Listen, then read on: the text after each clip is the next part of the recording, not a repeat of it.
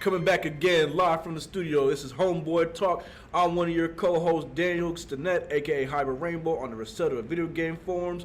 I will be having a Facebook page or a Twitter handle coming up here soon, so I'll catch it on a future episode. And you've got your main host. Oh, Orrion went online. That's right, we're back at it again with some great topics on pop culture, gaming, and etc. Just like the barbershop, but we're bringing it here into you guys' ear holes. And shout out to my homeboy over here. What up, everyone? This is Deon Donovan, podcaster on YouTube with Behind the Scene. Welcome to Homeboy Talk, home of all things comics, movies, and all things nerdum. Let's get into these topping points. So we got Sony gearing up for the PS5 launch. Geoff Keighley and a couple other media outlets and influencers are getting their PS5s for early previews and reviews. Buzz is pretty high right now. PS5 launch coming at us real soon. Daniel, what do you think about the launch so far, man? In the hype. I am hyped beyond belief. I'm sorry, that sounded a little bit like a fanboy. No, really, I'm super duper hyped up about PlayStation 5. Everything that what we've seen and heard this entire year has been fuego. Just all the games that they're showing, all the new hardware, everything is going on. Like it's like I'm trying to be understated and trying to be a little neutral about it, but I can't contain my hype. I'm super excited. What about you, Orrion? Yeah, as a day one pre-order of that bitch.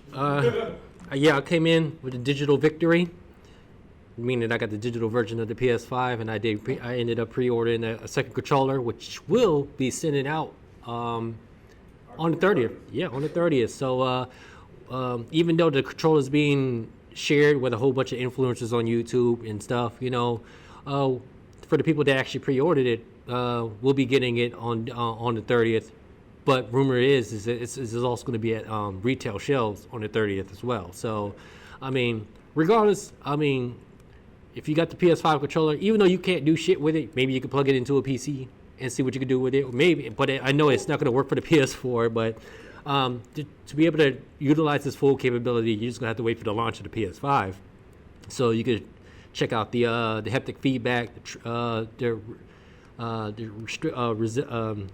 resistible triggers, and a microphone that's built into the PS5 controller, which is going to be all interesting gimmicks. And I'm gonna say gimmicks. All right. Granted, guys, you fanboys, cool. Whatever you guys can call it, what it is, but it's all gimmicks because I don't see third-party companies using it unless, you know, the only person I probably could see using it is Kojima Productions because they've done wonders with PlayStation stuff before. But other than that, man, like I do look forward to that stuff. It's going to be interesting because at launch, the only game that intrigues me is definitely the Spider-Man Miles Morales. We did hear that Godfall's coming out along with what's the other game? Demon Souls, yes. So that's all going to be coming out at launch, and there's a couple of people I do know that's going to be having those games at launch. But honestly, with me getting Spider-Man Miles Morales at launch, that's probably the only game I will play, and I'm just gonna get back on my backlogs on the PS4. So the PS4, man, don't worry about it. There's still some more love I got to share with you because I did acquire that PS4 this year. So it's the PS4. Yeah, I got the Pro because I had the Slim for a long time, and I traded that in and bought the Pro because I wanted to experience Final Fantasy VII at its best, you know, capability. So my damn PS4 Pro is not even a year old. So there's still some more love it's got to be able to give, you know. So yeah, so I'm gonna keep that system around. It's gonna be because fun fact, my PS3 is probably the oldest system I have right now, and it's 10 years old. It's the PS3 Slim, and I still care about that bitch. I just opened up the controllers and put new batteries in it, so it's got 2,000 milliamp batteries in that bitch. So we're looking at for another 10 years. I am going to be throwing a 2 terabyte hard drive in on the PS3 just to keep all my digital backlogs, because I do want to talk about Sony with you guys real quick. You guys noticed that the PSN store has changed, where they took off the PS3, the PS Vita, and all that stuff. The new web store that they started rolling out, they've went ahead and they've now removed access so that you can no longer purchase PS2 and PS3 games. You can't buy avatars, you can't buy themes. the wish list feature was taking off, and a few other things as they're trying to roll out towards the new web store for mobile and online and on like a PC or website and whatnot. Sony said that you can still go on the stores of the respective systems, whether for the PlayStation Vita, the PSP and the PS3, and still buy stuff through there, but you can't just do it on PC anymore. Which, I mean, it's a double-edged sword. I see what Sony's trying to do. Sony's trying to have that whole unifying system together, kind of like how Xbox does, just because they realized that let's be real. Sony has been shitty when it comes to unifying their architectures and just different systems they got. You know what I'm saying? PS3's architecture is wildly different from PS4's, from other systems.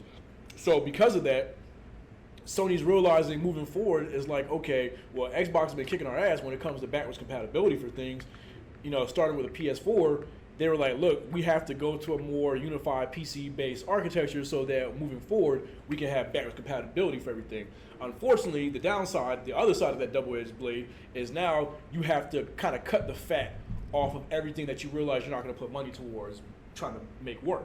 And unfortunately, that's going to have to be the web store in terms of buying old systems and stuff like that. So no more, going onto your phone during a sale and buying up all the old stuff and everything else like that. You can still buy it on the PlayStation 3 and PlayStation Vita and stuff like that stores.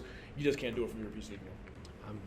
You definitely backed up my point on that. I know people tend to trade in their old systems after a new generation comes in. I have traded in my PS1 and the PS2, so I don't ever have a physical console of those, but I do have digital games on the PSN. I've adopted the whole digital lifestyle. I know a lot of collectors are going to be like, oh, well, you're really depending on Sony's servers to keep all your games. And this is the reason why I've been invited to pre-order the PS5s, because I've been a Sony customer for 10 plus years, So basically, and I've always had my digital games, and I never had a problem backing up all my digital games. And my ass is lazy, so I don't feel like picking up no disc, and I don't feel like let my games being borrowed by somebody and coming back scratched up. And so that's the reason why I went all digital. But back to the PlayStation 5. I'm coming in as a digital customer. I went the direction of getting the PS5 digital, and I did see what the PS5 is going to be offered up front. We did witness a teardown on YouTube where they've actually exposed what it all entails. The heat sink is one big son of a bitch that's taking up all that real estate in that console. Yeah, but I see that there is room for improvement of slimming down. There is a record that PlayStation slimmed down about 3 or 4 years afterwards, so I would be looking forward to a slimmer console, and because I'm the type of person that trades in for newer models, and a slimmer model is definitely something that I've been looking forward to, and I hope that they do slim it down to probably, it doesn't have to be the same size as the PS4, but they can actually, they could try to stretch the envelope and try to be slimmer than the PS4, or a little bit bigger than the PS4. But other than that, man, the PS5, man, is one of the things I picked up. Personally, I honestly like the digital look because that disc drive is kind of off-putting. Yeah. So it that kind of threw me off. But the slimline looks sleek without a hard drive, without a disc drive. My only concern is like the customizable plates. I understand that most of the customizable plates. To all you listeners, there's going to be. I feel like. And the rumor is that there is an option to have swappable plates because there is a third party company that's actually trying it out. But I don't know if Sony or any other third party companies is going to give it a try. But I'm seeing what the swappable plates are. It's only fitted for the physical version. I'm kind of fearing that there ain't going to be support for the digital console swappable. Well, not necessarily, because if the physical version with a disc, like if you looked at the teardown, like it was literally just lifting up the corner and just sliding it up, and the plates come off on both sides. So if they were able to make it easy that you can take off the bottom part near the disk drive just as easily as you did the flat side, then I don't see why there shouldn't be an issue with the digital version that doesn't have the disk drive, and you just pop it up and just slide the plates off and go from there. I mean, personally, I feel like Sony has like a good case to make some money off of accessories with, you know, customizable plates or whatnot. You know, like something that they could possibly do too is, you know, they want to throw in all this bullshit with, you know, the special edition versions of games and everything else like that. Why not make a special edition version where you get a customized plate that comes with the special edition version of it? You know what I mean? Like you got like a God of War Ragnarok is supposed to be coming out next year, right? Why not make a custom special plate? They got Kratos on one side and Atreus on the other side. You know what I mean? True. So, I mean, there's definitely something to be had. I mean, I know y'all listeners out there remember the customizable plates on the Xbox 360. You used to be able to pop off the face plate, and you had the different ones. You had Project Gotham Racing and all these different other games up there. So, I mean, that's always an opportunity for more money for Sony. You know, customizable stuff that way. But yeah, that's just basically nitpicking about the small little aspects. But we want to go ahead and deep dive on what really matters out of these consoles, you know, and such as what's coming out for launch, you know. Yeah, you guys already know that Godfall, Demon's Souls, and Miles Morales, and a couple other games that's coming out for it. And what the experience alone, because now we're coming off of user interface, we're calling it user experience. We've all saw well, you know, for you guys don't know, you guys gotta have to check it out on YouTube, but they did go ahead and showcase what the UI is gonna look like, and some of the features on the UI, like it's probably one of the things that, like, you know, people won't care about, but I mean personally I do, because like I said, my games are digital, so I do spend more time sorting out folders, because my PS4 is all organized by folders, you know, because when you're doing digital games, it's not like that I have a bookshelf for the games so I can sit and pick out and see what I want to play, stuff like that. I have to digitally look at my game, so I need PS4 interface to look the same way, so it'd be accessible for all my games to be accessible at the front end. But what I do like is Sony has actually changed up things differently, because if you guys have been on your PlayStation 4 lately, they've also updated a lot of things, such as your trophy system and your progress, stuff like that. So now I came from 12 to 100 and some shit. I think I went from level, what was it, like I think it was like a level 23, level 24 for trophies. I think that jumped me up to like, God, what was it, like 360 something or something like that. Like, I have to go ahead and check, but I was like, cause I saw it when it happened, and I was like, damn, bro. But then it's funny too, because now it puts more emphasis on platinum trophies. Yeah. So like if you have like 2,000 bronze trophies, that might get you a little bit somewhere, but you get more points, more leveling up if you get platinum trophies. So you platinum hunters out there, you better start going back and get these platinums, because that's going to be the biggest way to level up now.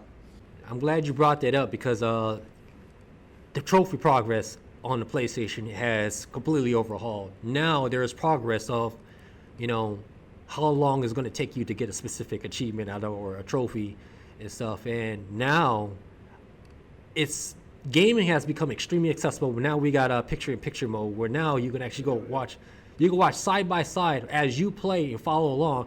Because I'm gonna lie, man, when I was playing Final Fantasy VII Remake and stuff like that, there was shit that I couldn't find, such as getting all the damn soundtracks for this shit. And I actually had to go ahead and pull up my phone on the side, and with one controller in the other hand, and follow the path. But with this picture-in-picture shit, you know what, I fucks with it, because I am a person that actually does watch other people's gameplay just to get something accomplished. Because I am also, I mean, I'm not a trophy hunter, but I'm also, I'm also a person that likes to try to get as much done in the game to make the game easier for me. Because there's certain side quests that you got to do to acquire certain things. You know, if you want to get a certain weapon, or if you want to get a certain power up on something like that, there's side quests you got to do. And there's so many nonsense, well, I wouldn't say nonsense, but there's so many old caveats that you got to end up doing just to get specific level up or specific item to make the game a little bit easier. Because, you know, sometimes playing a game with these missing elements, you're looking at continue screens over and over and over again, and there's nothing frustrating with dealing with continue screens, you know. So that's the reason why I like to watch other people's gameplay just to accomplish what I need to accomplish to beat the game. Because at the end of the day, man, like I mean, I'm not a completionist, and I'm not that big of a trophy hunter, but I want to be able to beat the game just because you got to, we're gamers. We got to beat the game, Well, I mean, like, not to wax poetic about, PlayStation, but honestly, like, just watching that breakdown of the UI and how they did it and everything and what they were talking about and what their philosophy was and everything like that, like, it just once again shows, like, when it comes to gaming and when it comes to trying to get the best out of the consumer and be forward thinking and whatnot, man, like, Sony's on a different level. Like from the bat, like, they were like, look, your playtime is valuable and we want it to mean something. So, going through that whole entire video, if you haven't seen the video, watch it. It's dope. It goes through a lot of the stuff that they we're talking about now. But one of the biggest things that they were talking about was when they were looking at the cards on the screen. And it was like, oh, if you go to this card for this particular level in the game, it'll give you, based on, the internal estimate of what the time should be for to do this level, it should take you about 10 minutes to do this level. Do you know how valuable that is in today's world? Like, we got so much stuff going on all the time. You got, parents with newborn children who don't have the time to sit down and play whatever they want. You're working all day long. You don't know how much time you got when you want to go home. You got all this stuff different going on. You know how valuable it is just to be able to sit down, look at a level, like, all right, do I got enough time to do this level? All right, the level says it should take about like 15, 20 minutes to do this. All right, let's go and knock it out. Boom. You go into the game, because from what you see in the video, you go immediately right back into the game wherever you are, do the level, and then you're done. And so, sorry about to sneeze. With that being said, and then plus, Sony's just flexing at this point. They're just flexing at this point with the speed of the SSD, man. Like really, like, it's like I don't want to go back and shit all over Xbox, but it's like, but it's like they just had two different philosophy styles when they were approaching making these systems, man. Like, Xbox, like Microsoft and Xbox. Honestly, Xbox Series X feels like Xbox One X Pro to me. Y'all took the ideas that y'all had with the Xbox One X, you beefed it up. I mean, don't get me wrong, it's a beast. That thing is a monster. But you didn't do anything with it. You just gave more power, but you didn't give it speed to go with that power. So it's almost like the Superman versus the Flash type of scenario here. PlayStation 5, obviously, specs-wise, we know it's not as strong as the Series X. But from what we've seen, we know that the gap between the power of the Series X and the PlayStation 5 is the smallest it's ever been in history. Smaller than PS4 and Xbox One, smaller than One X and PS4 Pro. So off the bat, the PS5 is no slouch. It got some power too. But on top of that power that it has, you're now having an SSD that's 2 times the speed of yours and is fundamentally built into the system so that developers can take advantage of that, whether they're loading up assets, whether they're loading up levels, trying to do different things. So when you have that on, the whole entire user experience is just streamlined. You know what I'm saying? Like, get in, get out, be done. And then just the whole flow of it has a very minimalist look to it. For graphic design, from what I've seen online, graphic designers love it because they're like, if I was going to design a consumer product, this is the kind of style that I would want to go with. Something that is easy on the eyes, it flows, vibrant, takes advantage of 4K displays, like Tony was saying. And it just makes you just want to go and just play around with it a lot more and whatnot. Now, there's a few things that we don't know still yet, because Sony has said that they plan on possibly maybe doing something else later on to explore more that we didn't see. Like, for example, we know Xbox has what's it called, quick resume. Yeah. So where they have you can have 7 different games on at one time. You can just swap back and forth between different games. Okay, well, if Xbox can do that with their SSD, which is almost like the same speed as like a regular PC SSD that you can get from Best Buy or whatnot, then what's going to happen when Sony has one that's specifically built for speed and is a lot faster? I would hope they have something of that nature. I mean, the PlayStation 4 has it. If I turn off a game on PlayStation 4, I can turn it back on. It'll go right back to the game that I was playing. So they should have something like that. We still don't know if there's going to be any kind of themes or avatar. I mean, I guess it's going to be avatars. Cause I saw when the cards had a thing where it was like, if you get this trophy or something like that, you get an avatar or whatever it's like that. But I don't know if they plan on doing anything theme-wise.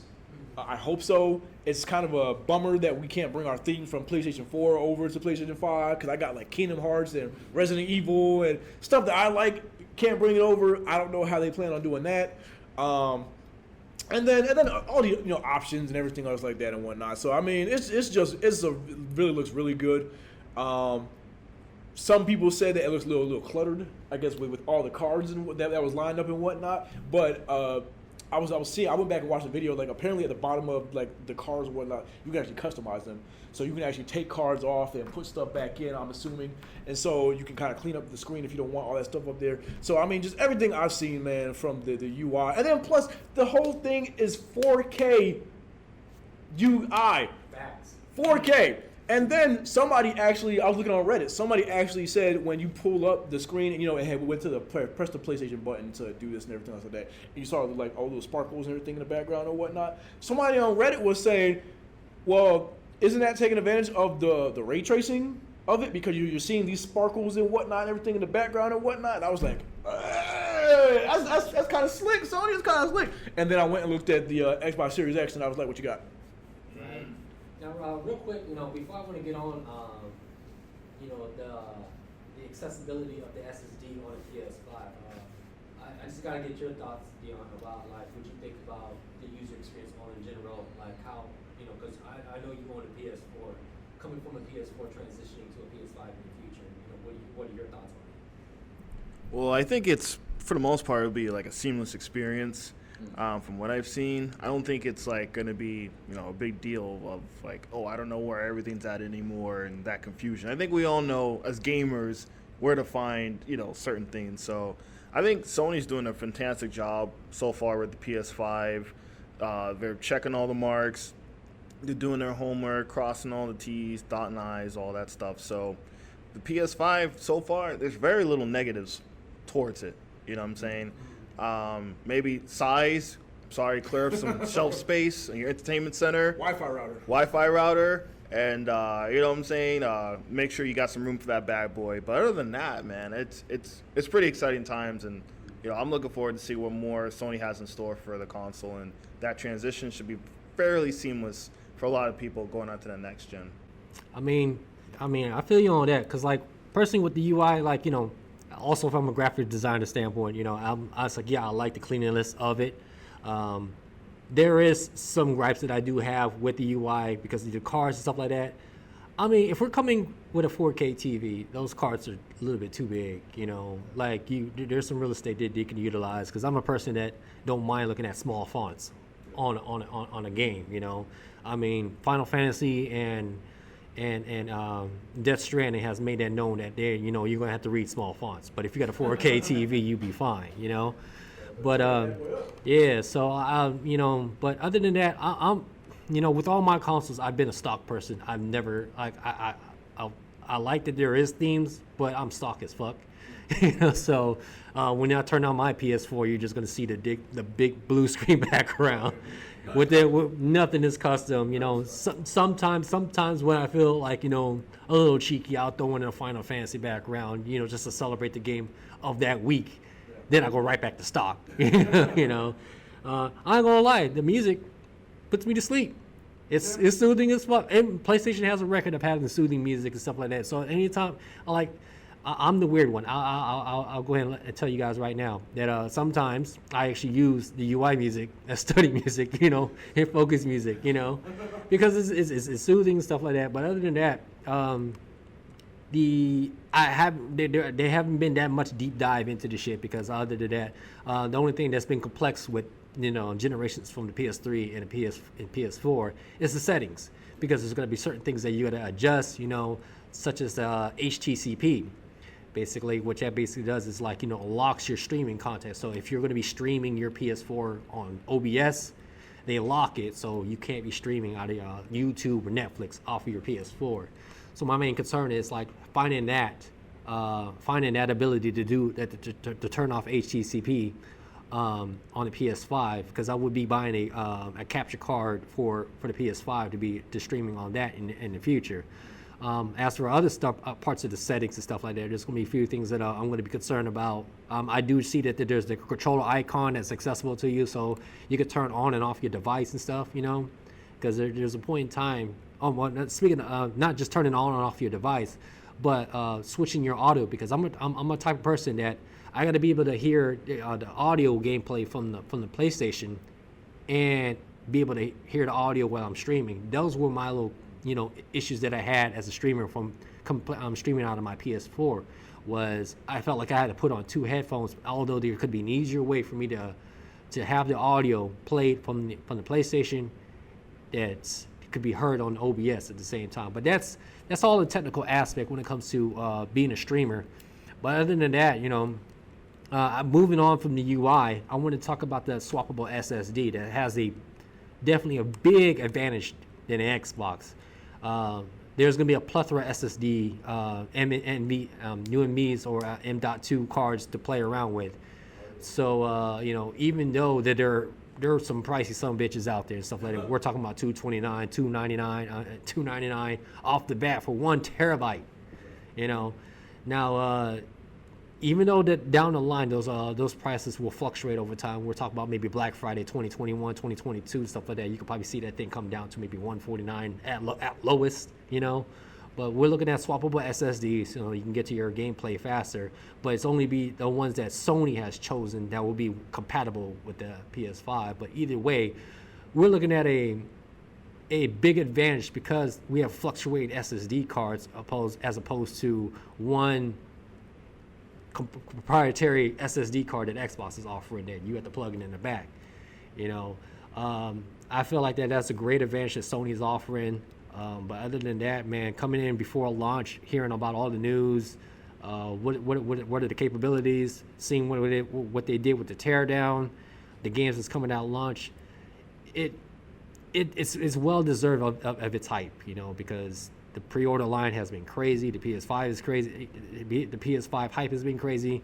The pandemic is an easy sell for this console because people got shit to do, So I mean, personally, man, the PS5 feels like one of the consoles that's that's going to bring a certain amount of happiness during this shitty year that we're dealing with, And as I joked about on previous podcasts, how I said, hey man, there's going to be people that's going to be hunting for this console, because even though they said they have what 15 million units ready to go, but even then, even if you keep selling out and stuff like that, we might not see restocks till possibly March, Well, I mean, from what from what the rumor was originally, somebody had said something about like Sony was like, oh, well, we want to have 15 million or 50 million units available or whatnot, everything like that. And then somebody tried to say it was going to be less than that because Sony was having issues with the PS5 overheating and like a whole bunch of nonsense from Xbox fanboys. But it was like, okay, like I think Sony realizes, especially with how big the PS4 launch was, because remember, PS4 launch sold 1 million units in one day.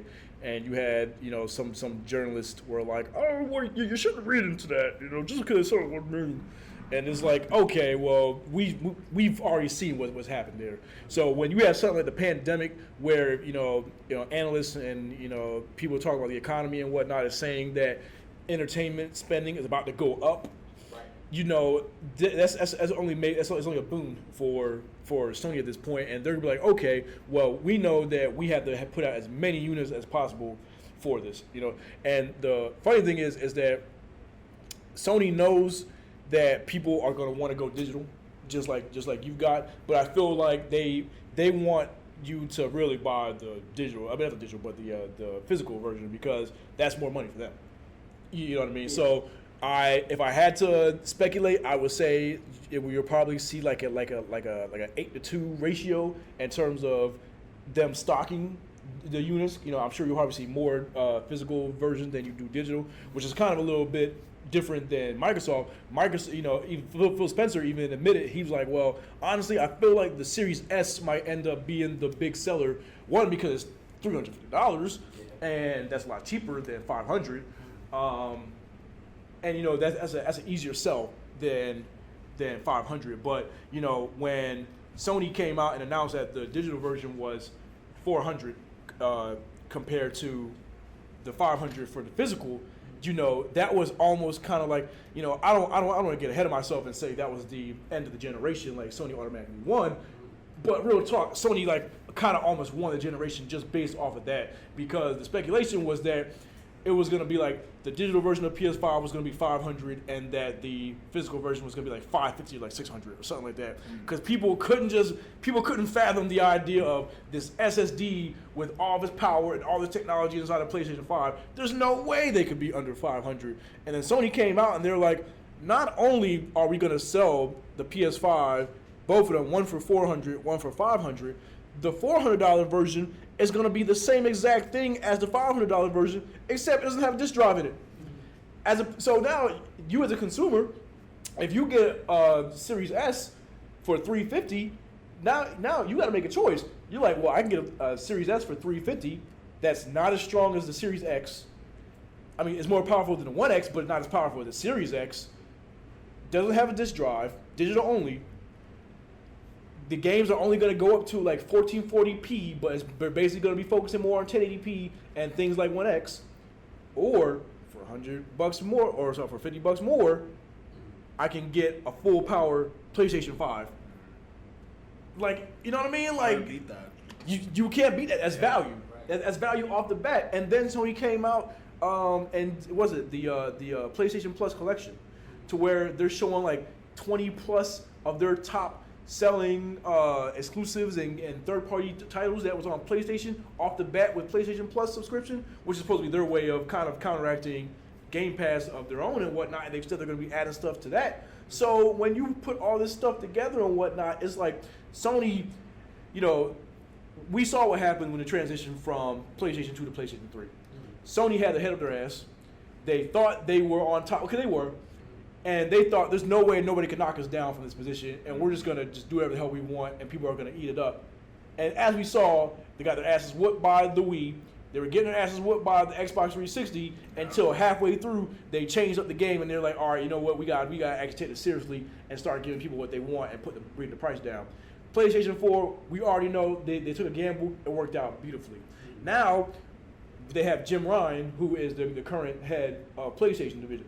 He's from Europe. Europeans don't play when it comes to business. Right.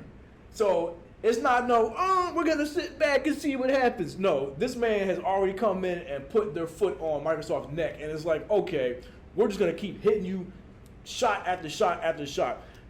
The rumor was when before, I mean, as we already know now, Bethesda got bought by Microsoft. The rumor was one of the reasons why Microsoft bought Bethesda was because Sony was about to get exclusivity for Bethesda for the next Elder Scrolls game and for their brand new title Starfield, which is pretty much supposed to be like the Elder Scrolls in space. Sony was about to lock those up. We already know Sony's locked up Final Fantasy 16. We already know Sony's locked up Square Enix's brand new other game that they're making, Project Athia. We already know Sony's got exclusivity for all these different games left and right and stuff like that. And the crazy thing is on the YouTube channel, not trying to plug anybody else's channel, but Moore's Law is Dead. He said a few weeks ago on one of his podcast talk, he was like, well, look, he's like, I've heard of games that are even bigger than what Sony has shown us so far that I'm surprised they haven't even announced yet. We don't know what Sony has cooking in the books, cooking in the back yet. So that's why I feel like Microsoft is now doing so much to try to do these acquisitions and whatnot, because they realize Sony has such a good business relationship with all these different studios and publishers that they're just going to start getting exclusives left and right. And so now it's going to kind of go into that consolidation because they have no choice. Now, the good thing about that is Sony can also fall back on their own first-party games. Yeah. Still got Spider-Man Miles Morales. Still got Demon Souls. Still got God of War. Still got Last of Us Part 2. You got all these different games that you can still use.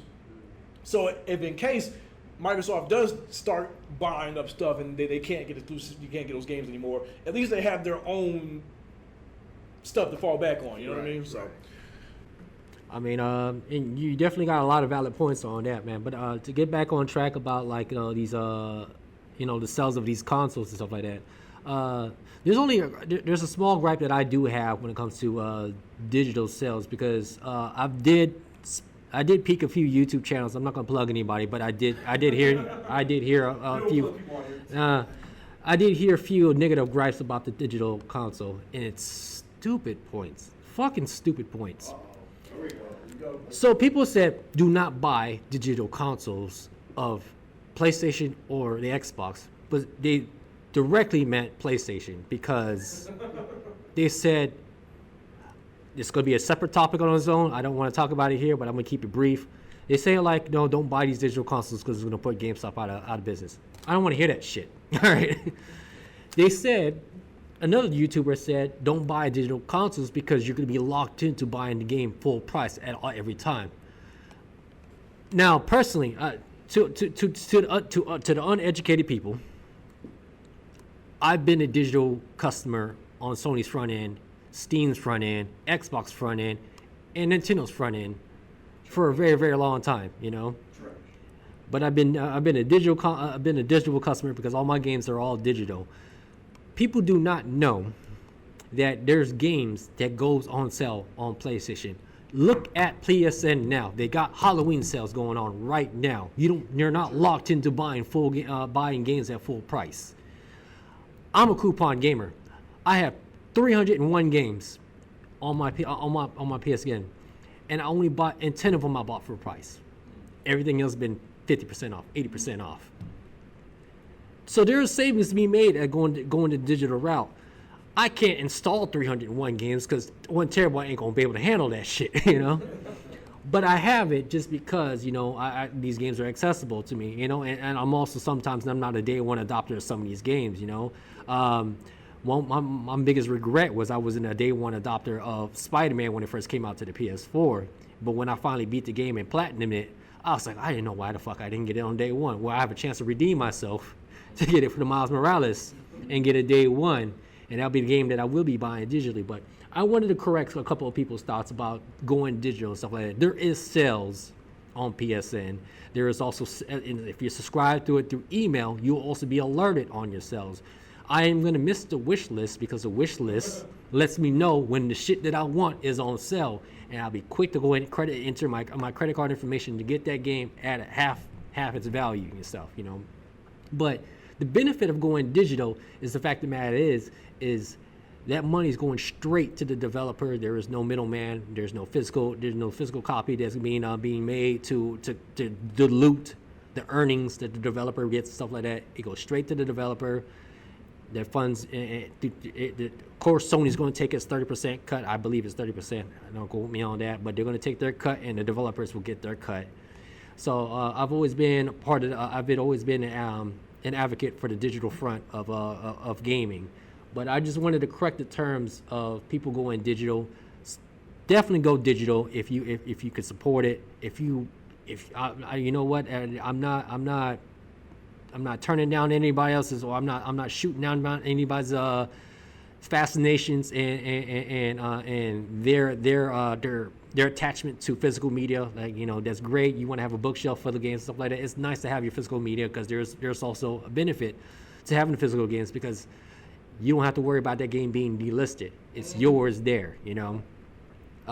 Even if you, but at the same time, when you buy digitally and stuff like that, once you purchase it, it's never going to be delisted. It's always going to be in your backlog as a downloadable file. But having a physical media, that's fine because you can actually get, as a collector's point of view, you can get money out of it because if it's a licensed game, you can actually get your value. I can't trade in my digital games, but you can trade in your physical games. But those are my points for the PlayStation 5. I am excited going in, and I will be the first to review my point of view of the digital consoles. I am probably the small few. There's the people that's got the physical console and stuff like that, and I'm going to have Daniel here speak on his behalf because he's the one that's collected. Go ahead and mention the accessories that you got along with the PS5. Yeah, so I was one of. It's actually funny. I'll tell a quick story, but basically the day that PS5 pre-orders went live, I watched the actual show for PlayStation, and I went to my nearest GameStop, And I was in there, and the place was packed full of people because everybody was just swarming this poor, employee. Like, what PS5 pre-orders? I want by now. And she's sitting there like guys, they haven't gone live yet. Like, we'll let you know when it is. I'm sorry, they're not live. So everybody's leaving the store, just sad, dejected, and whatnot. And I'm just sitting there, just shooting the breeze. And I started to walk out the door. As I was opening the door to walk out, she said, "Stop." And I was like, "What?" She was like, "They just went live." And I was the only person left in the store. So I ran up there and literally started to put my pre-order in. So I may have been probably like the first person here in the city to actually get my pre-order in. Nice. But basically, I ended up getting the PS5, the physical edition. I ended up getting an extra DualSense. I'm getting the PlayStation camera. And I'm getting the 3D Pulse headset. Okay. So that way, from what I'm hearing, is Sony is trying to make it as easy as possible to stream from the PlayStation 5. So moving forward, once I had that set up and whatnot, I'll probably be streaming from there and whatnot, and hopefully they'll have some kind of in-system tools to help set up things, maybe probably like overlays and everything for the streaming and whatnot, and we'll be playing from there and whatnot. Once I get the actual system and sit down with it and play Miles Morales and all the other games and everything else like that, I'll probably have my own little review that I'll probably put out about it and kind of get my overall impressions about the system and everything. But yeah, I mean, from everything that we're seeing, it's we've seen it for a while now. It has that sleek look to it and everything else like that. But surprisingly, from what I was reading this morning, it's looking like. Once again, we don't plug different YouTube channels and everything up here, but Austin Evans, one of the more